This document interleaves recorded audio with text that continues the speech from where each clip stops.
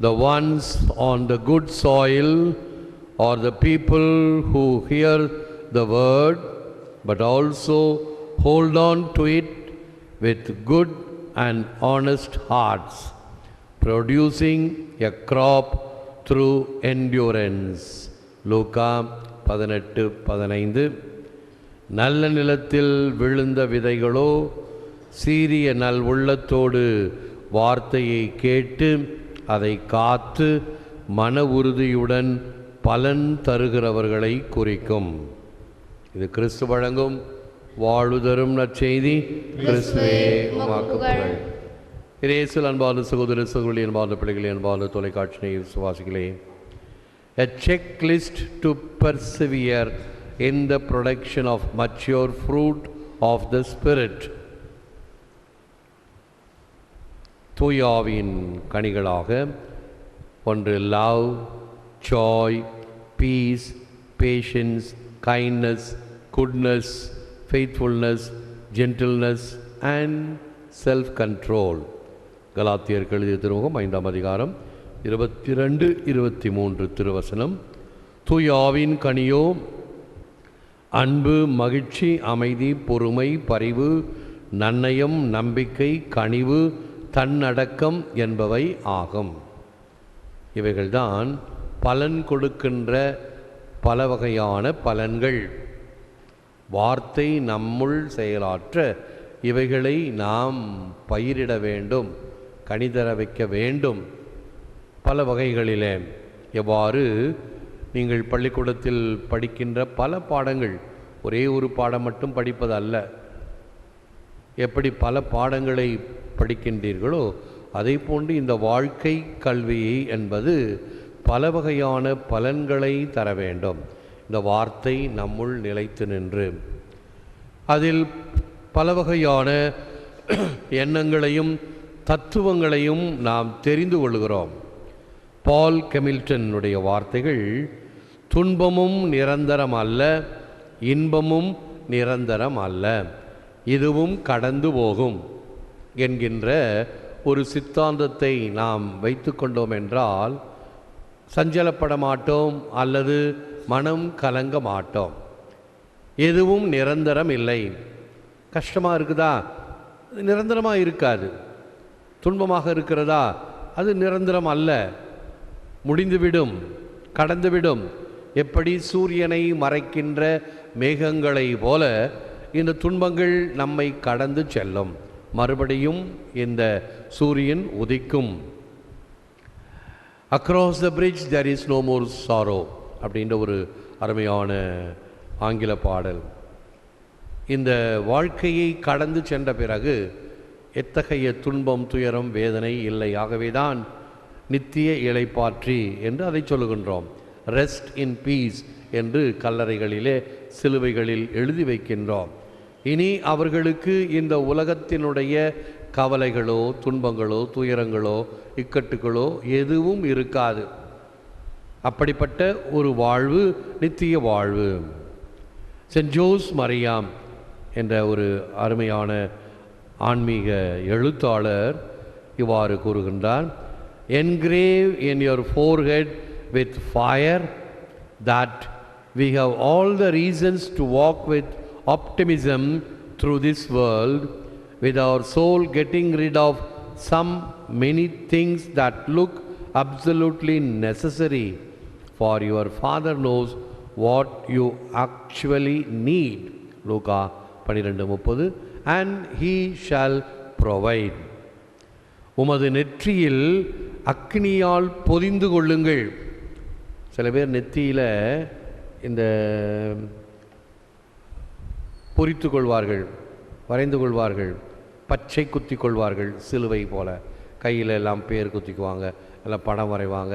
இப்போ latest technique, உடம்பு முழுவதும் பல வகையான படங்கள் வரைந்திருப்பது என்பது இப்பொழுது நிறையா பார்க்கிறோம்.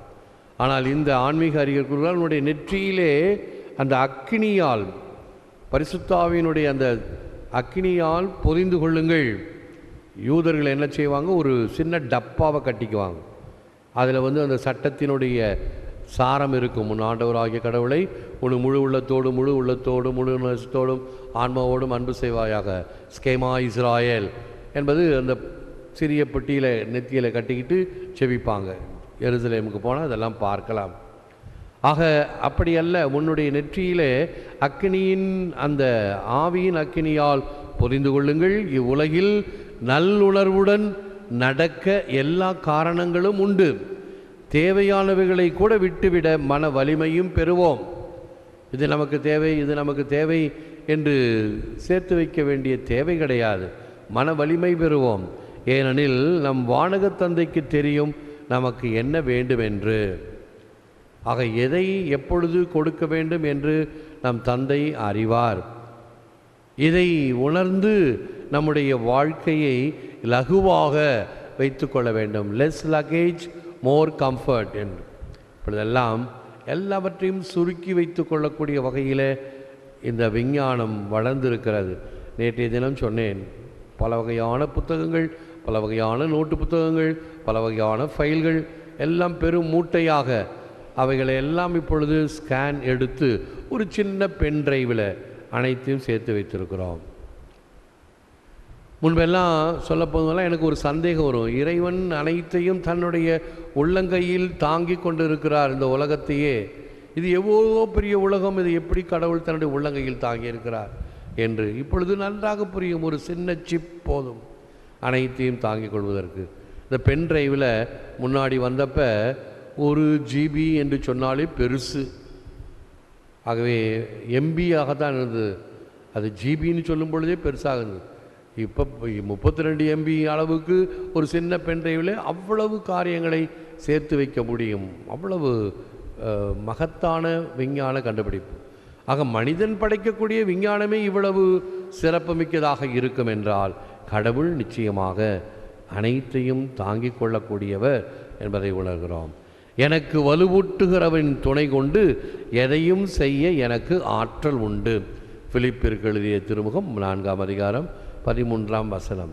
கடவுள் எனக்கு துணை கொடுக்கின்றார். அதைத்தான் நம்முடைய வழிபாட்டு பாடல்களிலே உமது ஆற்றல் எனக்கு வேண்டும், உமது ஆற்றல் இருந்தால் 1000 காரியங்களையும் நான் செய்ய முடியும், தடைகள் எது வந்தாலும் என்னால் எதிர்த்து நிற்க முடியும் என்று பாடல்கள் பாடும் பொழுது இந்த வேத வசனத்தினுடைய பின்னணியிலே எனக்கு வலுவூட்டுகிறவரின் துணை கொண்டு எதையும் செய்ய எனக்கு ஆற்றல் உண்டு.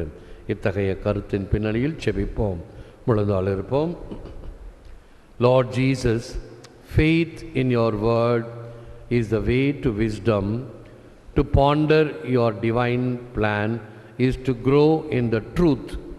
Open my eyes to your deeds and my ears to the sound of your call, that I may understand your will for my life and live according to it. ஆண்டவராகிய இயேசுவே, உமீதுள்ள விசுவாசமே ஞானத்திற்கு வழி. உம் திட்டத்தை ஆய்ந்தறிவதே உண்மையில் உயர்வது. உம் செயல்களுக்கு என் கண்களையும் உம் அழைப்புக்கு என் செவிகளையும் திறந்தருளும். எம் வாழ்வுக்கான உம் திட்டத்தை அறிந்து அதன்படி வாழ வரமருளும். எல்லாம் வல்லவரே, நல்லவரே, உம்மை போற்றுகிறோம், புகழுகிறோம், நன்றி கூறுகின்றோம், ஆராதிக்கின்றோம். தேவரிதாமே இந்த நற்கருணையில் எமக்காக விற்றிருக்கின்றீர். உமக்கே நன்றி, துதி, தோத்திரம், புகழ், மகிமை உண்டாவதாக. பலன் கொடுக்கக்கூடிய வகையில் எங்கள் வாழ்வு அமைவதாக. தூய ஆவியான் கனிகளை நாங்கள் இந்த வாழ்க்கையில் வாழ்ந்து காட்ட உம்முடைய வலுவை, பலத்தை, தெம்பை, உற்சாகத்தை, ஆர்வத்தை தந்தரலும். அந்த அக்கினி தீ எங்களை எரிப்பதாக. உம்முடைய இதயத்தை சுற்றி எரிகின்ற சிநேக தீயானது எம் ஆன்மாவையும் எம் உள்ளத்தையும் எம் இதயத்தையும் எரிப்பதாக.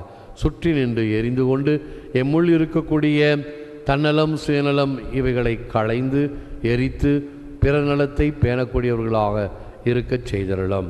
இன்னும் யாருக்கெல்லாம் எங்கள் ஜெபம் தேவையோ அவர்களை எல்லாம் நாங்கள் நினைவு கூறுகின்றோம். இந்த ஊடகத்தின் வழியாக பாம்பேயில் ஜெகதீஷ் வாஸ், அக்ஸீலியா வாஸ் குடும்பத்தினர் தங்கள் பிள்ளைகளுக்காக செபிக்க கேட்டுக்கொண்டிருக்கிறார்கள்.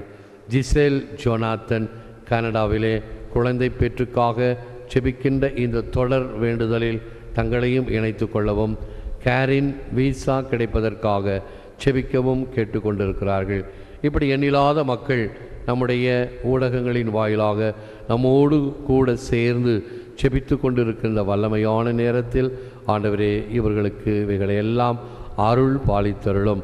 உம்மால் நிச்சயமாக ஆகும், நடக்கும் என்பதை நாங்கள் திண்ணமாக நம்புகிறோம். எவர்களையும் இன்னும் யாரெல்லாம் உம்முடைய அருளையும் இரக்கத்தையும் பெற ஆசைக்கின்றார்களோ அவர்களுக்கும் நீர் இந்த வரங்களை எல்லாம் பெற்றுத்தர வேண்டும் என்று செபிக்கின்றோம். ஏற்று வரமருளும் இறைவா, காக்கும் கரங்களினால். ஆமேன், ஆமேன்.